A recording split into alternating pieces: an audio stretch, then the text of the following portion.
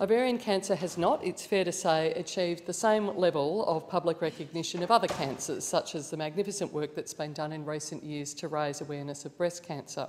And yet ovarian cancer is an insidious disease which takes a terrible toll on women in Australia and around the world. Ovarian cancer is the second and most commonly diagnosed women's cancer in Australia and the leading cause of burden of disease from gynecological cancers.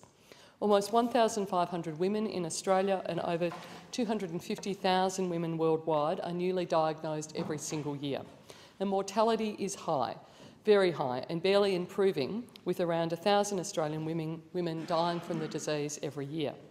While Australia's overall cancer survival rates are the best in the world, with 2/3 of people alive 5 years after diagnosis, for ovarian cancer that figure is below 50%, with just 43 out of every 100 women still alive 5 years after diagnosis. Although there's been some improvement since 1982, survival is low, remaining well below the average for all cancers. And the reasons for that are fairly straightforward. As the Cancer Council states, there is no screening for ovarian cancer currently available in Australia, and under its heading Preventing Ovarian Cancer, there is no proven method of prevention. No detection, no prevention, it is an insidious cancer.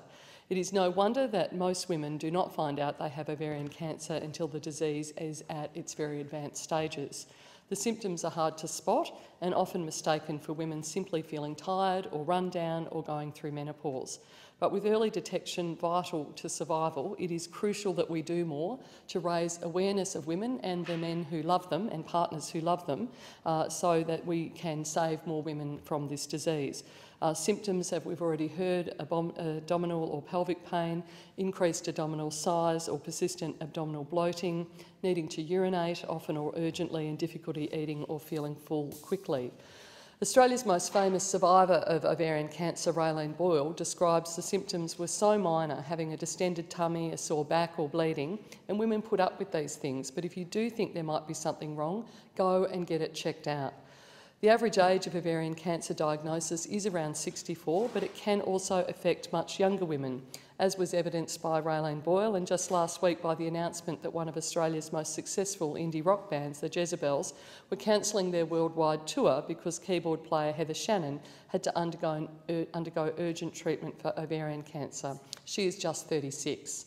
I met this week, I had an afternoon teal in my electorate office on Friday and met lovely Marge, whose daughter Lou passed away at the age of 33 just some years ago, and she, together with Faye, who is facing her third bout of ovarian cancer, she's a tenacious one, is Faye, and Dot, who supports them, are doing a huge amount in my local community to raise awareness. The clock tower on our town hall this month is teal. And every time I speak to anybody in our community about the clock tower being teal, I take the opportunity to raise the awareness of ovarian cancer. For me, as I know it is for the member for Lindsay, this is a very personal journey.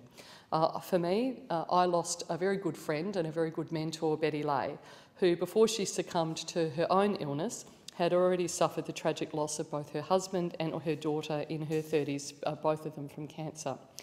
Bet was an extraordinary and gorgeous woman who provided financial counselling services at Child and Family Services before she retired and mentored me as a young social worker and friend when I worked there. Shortly before she died, Bet asked me to come and see her in St John of God in Ballarat, and she particularly asked me to use my position as Labor's health spokesperson and everywhere I go to talk about ovarian cancer, to champion the cause, but particularly to focus energy and efforts on getting more research into both diagnosis, prevention and treatment. Bet, I hope I am slowly honouring your memory by doing so. But I particularly want to make sure that we do elevate this cause, not just here in this place, but that we all use our positions very much amongst our constituencies and our friendship and community networks to raise awareness by ovarian cancer every single day.